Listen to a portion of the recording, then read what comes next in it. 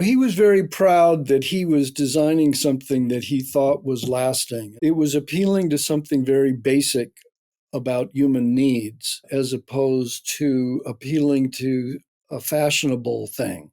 It's not so much that the particular solutions of 1950 or 1929 are the ones that we want to go with, but the Right. problems that they address are still there. And they challenge us to think creatively about doing things now. Welcome to Titans of Trade. I'm your host, Constance Dunn, and today we welcome a very special guest, Dr. Raymond Neutra. Welcome. Thank you. Yeah. Your brother Dion was very generous and very good to Diggs. We did multiple video segments and articles about his work, your father's work. And one thing about Dion, he was very passionate about his father's legacy, not just protecting existing works, but also kind of having the themes and ideas of your fathers also make sure that they are kept alive. And now you have taken up the mantle, and I think it's wonderful that both of you, I think it's a testament to your father that both of you are so passionate about this. And could you tell us a little about what kind of instilled that in you and what made you want to say, this is important and I need to do this? Well, I'm 12 years younger than my late brother. So effectively, I was an only child. And so I grew up around adults. I was kind of precocious. And when my father wrote his book, Survival Through Design, and finally got it published in 1954, I was a high school student and I actually read the book and became interested in medicine and in neuroscience. And so my brother was already an architect, and I decided to take that career. It it developed that by the time I was graduated from medical school, that it was pretty clear I was not a laboratory kind of person, and I had an opportunity to work with some anthropologists on the Navajo reservation studying patients with epilepsy and with what's called hysteria, a kind of seizure which is thought to be psychological, not physiological. And then I discovered that I could serve my military duty working with the United States Public Health Service. And I then discovered epidemiology and ultimately environmental epidemiology, and had a career teaching epidemiology in universities, and then for nearly 30 years in the California Department of Public Health, heading up a research division looking into occupational and environmental epidemiology and toxicology. So that would mean that we did studies around communities that had chemical spills. We did a big study on policy and factors of possible health effects from power lines in magnetic fields, things like that. And so I discovered that there was a real homology between the way my father thought about design and how public health people think about it. We're Mm. focused on uh, being alert to hazards in the status quo, Mhm. being alert to ways to improve that and focus on the effects on human beings, and also gathering information about what works and what doesn't work. And all of that was something that could be found in that book, Survival Through Design, that my father wrote. So, towards the end of his life, Dion and I agreed on the mission of this institute that my father actually started way back in 1962 to be partly about preserving the physical and intellectual legacy of my father, my brother, and actually my mother, Diona, who was very important in my father's career, and but also using that legacy to be helpful to people today that are interested in doing research on what works in design, and also those who are focused on that aspect of design that benefits people and the planet. So projects like schools and housing for the aged and apartments and parks and city design and so forth. So Dion had left us three apartment containing buildings in the Silver Lake district of LA and a bequest, which makes us possible now to do things that weren't possible before. So we have a very active board and a panel of advisors, and are finding partners who see our legacy as something that can be helpful to them. So it's been a lot of fun for an old guy to have a new job. Right. And you sent over some materials, and I thought it was very interesting to look at the multi-household communities. And especially, this is like 100 years later. He was starting this in the 1920s. Um, and so these, multi-household communities seem particularly relevant today. And I was curious about your thoughts on this, and perhaps if you could relay some of the premises of your father related to designing these and his emphasis and interest in the multi-household community.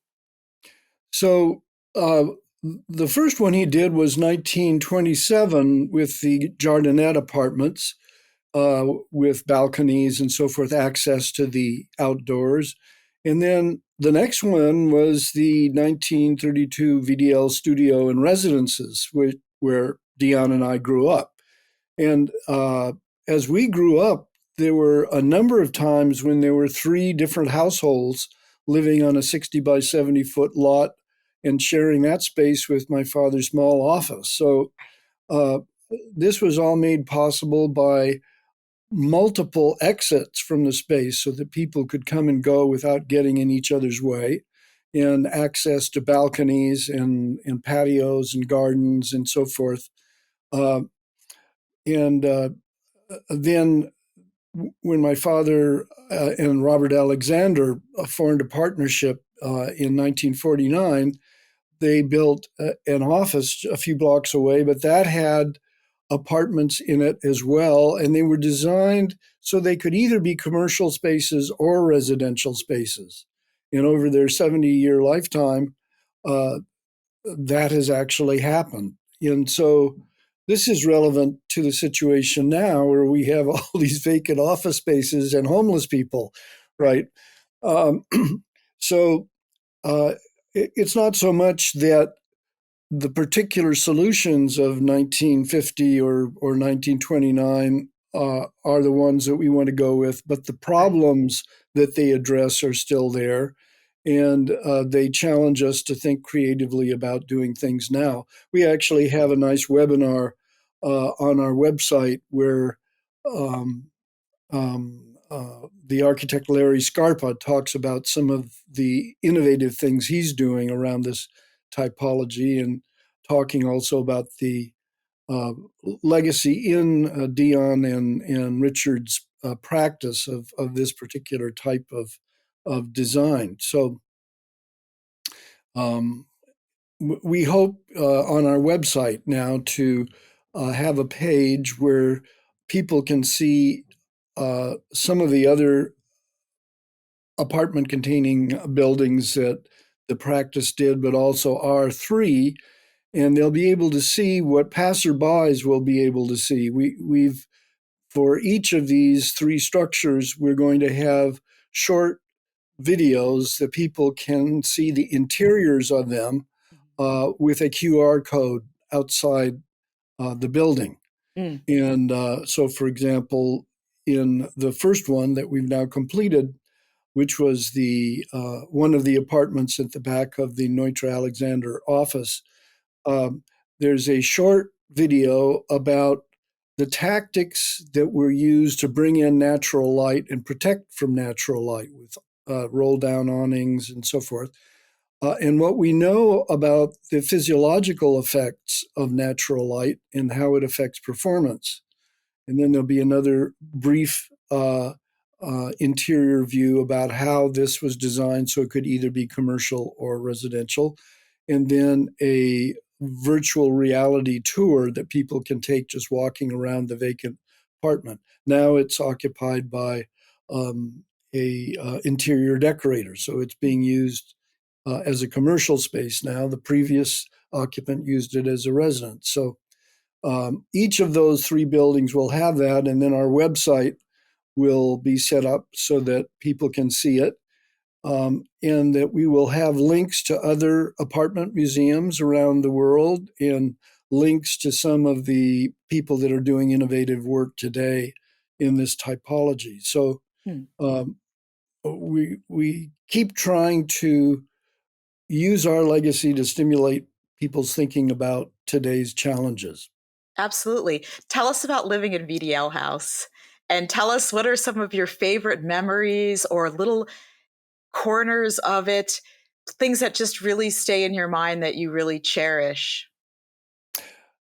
So I remember as just a really little kid that one of my morning jobs was to take a glass of hot milk across the patio and over into the office where my dad had been working since 4 o'clock in the morning uh, on drawings or writing, and carefully balancing that glass of milk, going up the stairs and opening the door and opening another door and going into the office. And there my dad would be sitting on a tall metal stool with his T-square and triangle drawing on the thing. And then I was allowed to slurp the skin that formed on the top of that hot milk.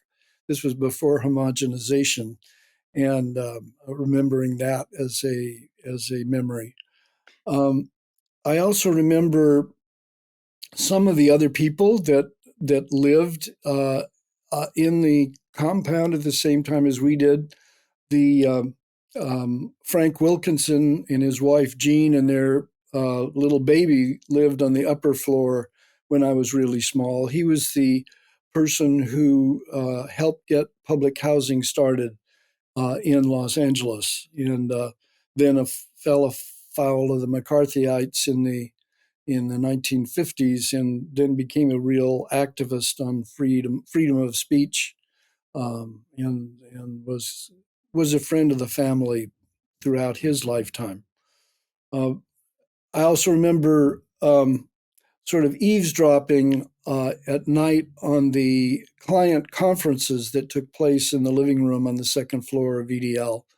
So there were lots of people who came and went, and then of course wandering through the drafting room, there was a international group of architects that would come and work with my father. Some of them briefly, some of them for long periods of time. And uh, interesting characters like Sergei Koshin, who was a Russian architect who had worked with Le Corbusier in Russia, and then in the Second World War was captured by the Nazis and managed to survive that and came to the United States and then worked with my dad for nearly 20 years. And he was assigned the unenviable task of trying to teach me how to draft. And I wasn't very gifted at that, but he was very patient and nice guy. Right. And it strikes me that your father, I would imagine, was a very serious and a very productive man. So it's testament to the skill of the VDL design that a very busy, intense person that needed to be very focused could do so in a structure where there was a lot of things going on, a lot of people, a lot of personalities. I'm just curious about that. What do you think are some of the elements that lent the VDL house to being so successful in this regard? Right from the beginning, it was designed with this idea that um, a number of households could be there. And so there was a lot of attention to the traffic and how people could exit the building without having to go through the other spaces. Um, so his bedroom was on the top floor, the far end, and ultimately there was a little elevator that was put in the closet, and the uh, sort of the main office of the office manager was on the floor below, and people would do drawings and then put it in the elevator and send it up in the elevator for him to fish out and look at early in the morning when his brain was fresh. Um, Another feature was that uh, there was a wing of the house that was built when I was born in 1939 that was separated by two patios. And my mother, who was a musician uh, and very much involved with my father's career in the way, for example, that Elaine Saarinen was involved with her husband's career, or Ray Cappy's wife was involved with his. Um, that Sunday morning was a time when she was her own time. She was a musician, and she would be in the piano room in this wing that was separated by a patio, and she would uh, play the piano and sing Schubert and Schumann and Brahms, and she also played the cello and sang at the same time. Uh, uh, People can read about her on our website, and we just added a recently remastered digital copy of a record that she had made sometime in the early 60s, I think it was, of her music. So you can hear that. But anyway, I would sit under the piano reading the comic book while she was playing on the piano above me, and that's one of my vivid memories too. It sounded like you had a really extraordinary childhood. Well, I look back and I was really surrounded by both the people immediately in my family, but their friends of people who were tremendously engaged and creative people. So I was lucky in that way, and a lot of helpful, well-intentioned people too. A lot of modeling of productive, happy living was around me, both in relatives Absolutely. and friends. And you mentioned something that, Diona was very involved in, your father's work. And, what were some of the ways that she was? Right from the beginning, she kind of signed up. Uh, I think that she was attracted by his sense of mission. And in early letters that she ultimately published, a whole book of letters that she found in a box after my dad died, with a note on, to read when I get old. And she had completely forgotten these letters, but they wrote each other long letters because after they met in Switzerland, I think it was 1919, my father went back to Austria. So there were letters going back and forth. And then he got a job in Berlin. And so letters were going back and forth. And she, expresses to my father's older sister that this is how she saw this relationship, that she was going to be helpful to him, and that children were fine, but they were going to grow up and have their own lives, and then they would be together again as they had before they had children. And so she learned to type, um, um, and also her family in a way became much closer to my father than his own family, because like me, he was much younger than his next siblings. So they were almost a generation before him. And they were not particularly interested in modern architecture. It was sort of a peculiarity of their kid brother, right? But my grandmother was also very charmed by my father, and uh, it was she who got the idea of having Neutra and Schindler do the League of Nations competition, and urging him to do that, and always looking out for contacts and friends where she could. This is my grandmother. And so my mother was that way too, very um, a possibility thinker. There was an episode when I was about 5, I think, that 1944, there was no more architecture being done. And my father was offered two things. One was that he would go to Bennington College to teach, and the other was that he could be the design advisor to a project for designing schools and hospitals in the island of Puerto Rico. And he told my mother, this is a crazy idea. Why don't you think about it? And so she sat down and wrote the pros and cons of these two things, and then realized, we really can do them both, because the in the winter semester, not so much is going on at Bennington, and we could just sign on for the fall and the spring, and then in the wintertime, you could be in Puerto Rico and work there. Characteristically, she decided that it was much more important that she should be with my father than with her 5-year-old son. So I was shipped off to a boarding school for that winter semester, kind of a lonely memory for me at that time. But this was something that was a really precious time for them, while my dad was feverishly working on these designs and pulling together a team of architects to do them. My mother had a chance to play on her cello in semi-tropical Puerto Rico. Right. And there was an episode sort of just before that was solidified, where my father had pneumonia and she had to go around to all the government agencies to get the documents to allow them to travel to Puerto Rico during the wartime. So um, she was very resourceful that way. Yeah. Um, I tell the story too when I was more like a teenager, that kind of illustrates the two sides of my dad and how my mother played into that. Uh, she realized there was a block of time. It must have been about April of, been around 1950 or sometime around there, that there was nothing scheduled, and she suggested that we all take a drive up the coast to Mendocino County. And um, this happened to be the time of rhododendrons coming out.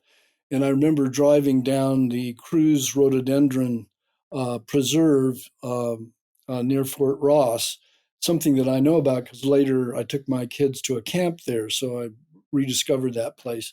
We drove down this dirt road through all these rhododendrons, and my father had had a heart attack, and in those days it was said that you had to not exercise too much if you had a heart attack, and so uh, and that he shouldn't drive anymore. So that my mother drove, and we had a Nash car where the back seat of the passenger front passenger seat went down, and he would sit with his back against the back seat with his feet stretching out, and I was sitting next to him, and we were looking back out the back of the back window, going through these clouds of white rhododendrons, and it was just silence as we observed all that. And um, he, I could see how moved he was by this beauty. And then some hours later, we went to some place up more near Mendocino, and uh, we noticed that there was a plot of land on the ocean with a sign there saying that they were going to do something. And we were driving back from that when he suddenly told my mother to stop at a country store. And he went into the store, and we were in the car. And then he came out and went into the phone booth and started telephoning. And then he came over with a mischievous smile on his face and leaned over through the driver's window and said, "Ja, Dione, where do you think we are going to spend the evening tonight?" He said, "Ja, Richard, where? smiling back, knowing that there was something afoot. He said, "We are going to Lake Tahoe." He said, "Yeah, Richard, this is 300 miles away. Why are we going to Lake Tahoe?" "Because that is where the Ford dealers are meeting." And yes, and why do we care about the Ford dealers? Is because Mr. Smith, who is the Ford dealer here, is the man who owns that property, and I'm going to suggest that I work with him to do a development there. So we hopped in the car, drove over the coastal mountains into the Central Valley, past Chico and up into Lake Tahoe. And my father made a beeline to the part of the hotel where all the the Ford paraphernalia were, and then he went and called up Mr. Smith and invited him to have breakfast with us. And he made his pitch and took out the little laminated card that he always had in his wallet with the Time magazine cover on it, and showed a bunch of pictures to Mr. Smith, and nothing came of it. But that was one of many pitches that he made, and that my mother was up for this deviation from her vacation plan for the adventure with this entrepreneurial, interesting guy that was never boring. And so they were partners, and you were also along for the ride. It seems like sometimes with parenting, parents kind of sequester children in many ways from their lives. Their kids don't know much about their parents' work, or there's not a lot of open discussion between parents in front of the children. But it seems like you were just part of the journey there. What was that like for you? I mean, you were a child, or you were a young person, and did you ever think about that in those terms? Like, okay, my parents are different than the way some of my friends' parents are. There's a different relationship here. Yeah, uh, it's interesting. I really had very few children friends until I got into high school. Uh, and so I can't remember that I consciously realized that, but basically, I was just taken along, and I was taken along on photo shoots with Julius Schulman, and I was taken along to visit buildings under construction, and um, um, I was included in dinner parties where there were intellectual discussions, and so um, that was lots of motivated, hard-charging people as role models uh, Right. for me. Yeah, Yeah. I wanted to switch and talk about sustainable design in the sense of, in the Neutra sense, and in the way it can, quote, support us and maintain us into a future with its own new challenges. I find that fascinating. Was the idea that there would be architecture that would basically roll with the changes of its inhabitants' life? Is that what is meant by sustainability in that way? yeah. I think that um, there was a whole generation of architects after the arts and crafts movement, and Frank Lloyd Wright uh, was a leader at that in the early phases of his career, where it became clear that if you were committed to providing a wide swath of the population with a healthy and usable environment, it simply was not possible to do it unless you came to terms with industrialization and prefabrication and what have you. That architects previously had been oriented to building cathedrals and big government buildings and mansions, right? And now they were turning to designing things like schools and hospitals and what have you. And of course, technology would change and social organizations would change. Um, and the places where you extended, like deserts and jungles and so forth, that climates would change. I don't think that, and so my father was quite sensitive to orientation and where the sun was coming from and capturing the breezes. This was before um, um, air conditioning and so forth. Um, and it was an early adopter of using radiant heat. And in the Kaufman Desert house, he actually had chilled water going out into the pool deck so that it wouldn't be too hot. You could sit on it. And so there was a lot of attention to that with awnings built into the design of the structure rather than as an afterthought, and a vertical metal louvers to follow the sun and control things. Um, I don't think that he anticipated the whole issue uh, of carbon footprint in those aspects, but the general commitment to be thinking about consequences make it very easy to move into that. And so, with the changing climate, we're going to have issues of extending the usable life of some of the buildings. We're partnering with the environmental psychologists at Perkins Eastman, who are raising funds to do a post-occupancy evaluation of the UCLA laboratory school. It was designed in 1958, and it's has large sliding glass doors and cross ventilation and so forth. Well, as LA becomes as hot as Riyadh, Saudi Arabia, there's going to have to be some adaptation of the design of that to extend its life, because um, um, climate has changed, and so they're going to give some thought to that as well.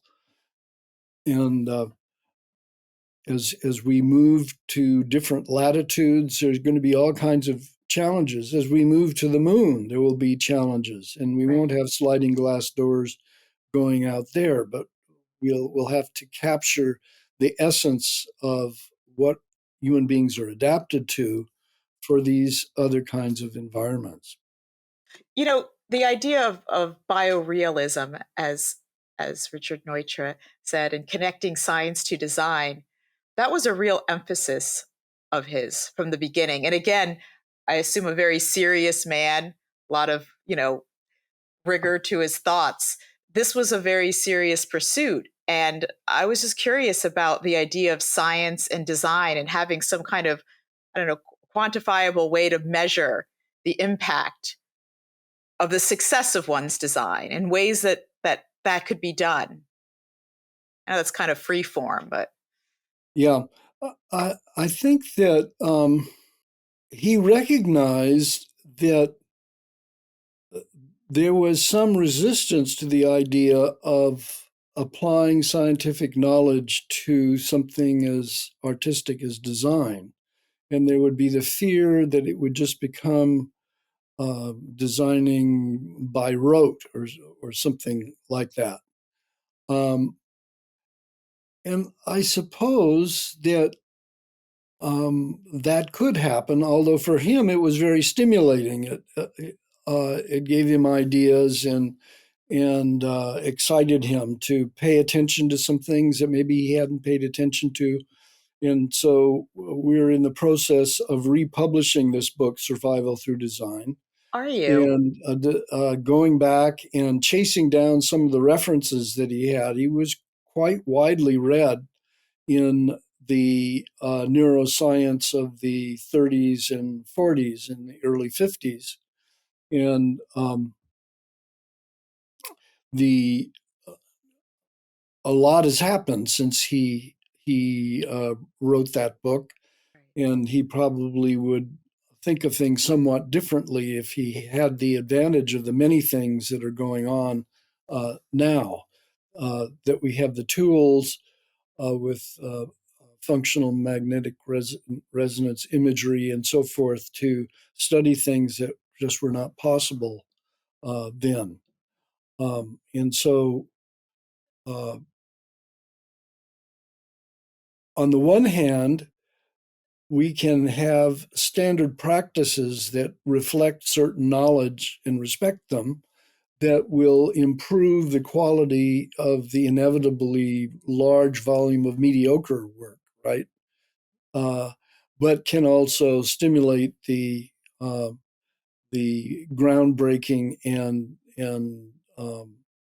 uh, setting the standard kind of architecture of creative architects.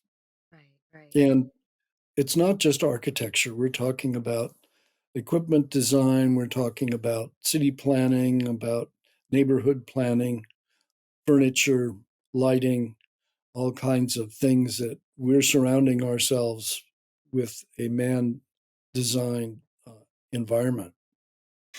And, thinking just about, I'm curious about thinking about, we had the opportunity to visit Dion at the Reunion House and spent some time there. And also just I've written about the Level Health House, as well as Kaufman House. And I'm curious, what do you think your father would think? These are still very user friendly, incredibly valuable properties many years later, decades later. Like, I remember just being in the Reunion House with Dion and the sliding glass, and I believe it was original, and just opening that up and being in that lovely courtyard. And again, just what do you think your father would think of this, to see Kaufman House and the Level Health House going for millions of dollars and just looking as lovely as they are, and how they've endured? Do you think he'd be surprised?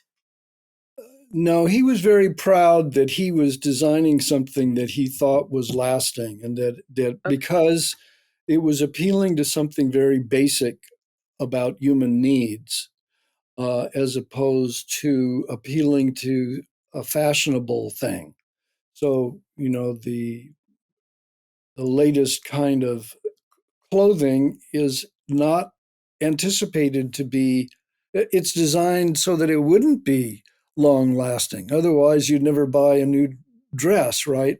It's supposed to be something new and surprising, and no one expects it to last very long. And he felt that architecture and I was thinking recently about Central Park, 150 years old or more now, that continues to be used, not in exactly the same way it was in the mid 1800s, but it is flexible enough to continue to provide pretty much the same kind of satisfactions. And so he was looking to do that. Uh, the Reunion House is, of course, one of the properties that Dion has left to us.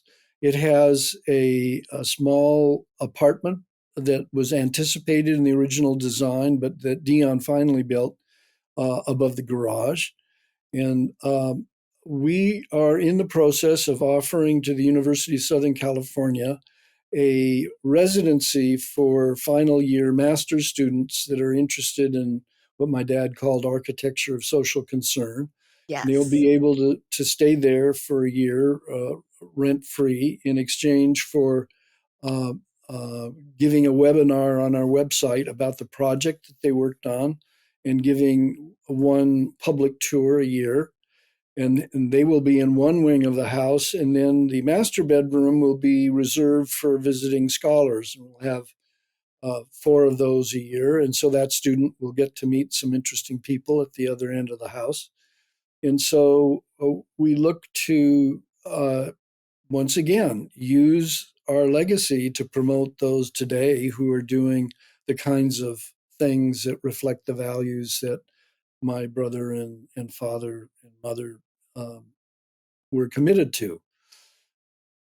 And you're helming the institute, and you guys are moving and grooving. I was reading through what you've accomplished in the last year alone, and you guys are just, a lot's happening. And I think it's extraordinary. What has it been like helming this and being part of the institute for you? I mean, you're a doctor, you have many decades in working in medicine and being an epidemiologist. And this is a little bit of a change, or perhaps it isn't. But what have you enjoyed so far? And congratulations, by the way, because you guys are doing such a great job and doing so much. Well, it has really been heartwarming. There are a lot of people that love this legacy that have just stepped forward and um, brought their ideas and a lot of work to make this all happen. Um, we've been our secretary, Sion Winship, is the president of the Southern California chapter of the Society of Architectural and Historians. And her partner, John Burley, has volunteered he's an architect and as our client representative for a number of the projects to both evaluate what we have to do to bring these properties up to snuff and start doing the work on them. We had to redo the electrical system at Reunion House because it turned out that some of the old technology was no longer acceptable to the insurance companies and things like that. So all kinds of interesting ideas have come up. We're partnering with Fort LA for Residential Treasures of LA, and we uh, they've made a trail of Neutra apartments and Schindler apartments in the Silver Lake district. So people who come on and see our three buildings also can see VDL and the Koblik duplex, and then some of Schindler's wonderful apartments there. So all kinds of people are stepping forward, and it's just a lot of fun. Yeah. Oh, I'm good. That's a great attitude. You're like, it's a lot of fun. That's wonderful. Um, I know that Dion was particularly concerned about making sure that the existing Neutra structures and designs were intact, or were not, I'll say the D word, like demolished or destroyed in any way. Um, is your emphasis more on the architecture of social concern aspect? Um, What we're trying to, we realize that protesting destruction is important, but I'm a preventive medicine guy. So I'm trying to think, how do we make that less likely? And one of the exciting things is two of the owners uh, have stepped forward. This is Professor Chris Hacker and his musician partner, Will Thomas, who own a Neutra house. And they are forming a network of Neutra owners and stewards who can share experience of successful restorations. And when they come up with them, we will feature little webinars on our public web page to inspire people that yes, this can be done. Um, there's one of them there now about the Painted Desert community of Neutra and Alexander, where the previous ranger who was in charge did a lot of work in salvaging that property, which is now a National Historic Monument. And so we'll have more of those. Another example of enthusiastic people volunteering to step forward. There yeah. are sad stories. I'm involved with one here in Monterey County where a wealthy um, uh, tech uh, person has bought a beautiful house on Pebble Beach that she wants to tear down and has allowed to fall into decrepitude, and it's now being decided at the county supervisor's level about whether they're going to let this happen. It's sort of a sad story.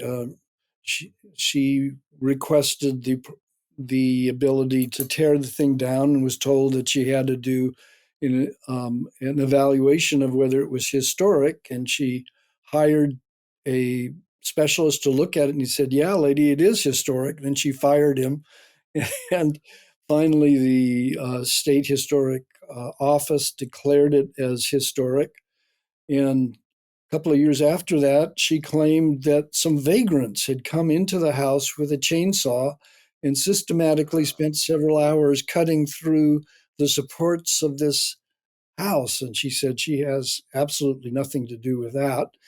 Um, Wow. and so she was required to put cribbing under it. And then the building has been left open, glass is broken. The house was inhabited when she bought it from owners of many years. And so now it's a wreck, and the county is saying, well, it's a wreck, so it should be torn down. And my statement to them is that they are creating a bad precedent, because if they say that if something like this happens in your historic building, we won't investigate to find out what happened. Right. And once it's torn down, once it's deteriorated, then we'll let you tear it down and put your whatever you want in its place. And so there are lots of historic buildings that this could be done to. Yeah. We'll see what happens. The Association of Monterey Area Preservationists have been fighting this, and some of the neighbors have been fighting it. But you do your own, you do the old college try to save these things, but prevention is maybe uh, an important thing for us to do too. So Right. And I love that approach, the idea of creating this network of Neutra, property owners. And it's a great preventative medicine guy kind of approach, what you're saying. It seems very effective ultimately. So that's wonderful to hear. And we, of course, thank you so much for being part of this and sharing all these personal recollections and just what's going on with the Institute. What is the website? Where can people see all these wonderful videos and get all this great material? it's easy, neutra.org, Right. neutra.org. And we think our audience is partly people who love to see good, beautiful pictures, and we've emphasized the non-residential projects because Yeah. U.S. modernism has most of the residential projects. So we have schools and apartments and civic buildings and so forth, some of which are not so well known, and many of them were documented extensively by Julius Schulman, but the publications only have one or two of those pictures. So Right. we are showing pictures that most people have never seen. That will be interesting. And then the other audience are high school students and college students that need to write a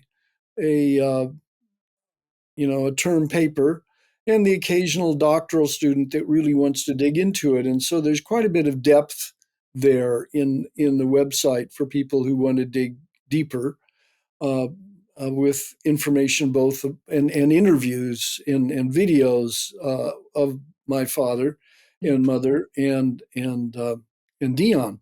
And one of the things that we're excited about was that the historian Barbara Lamprecht reminded us of a 1968 documentary in the German language about my dad's ideas.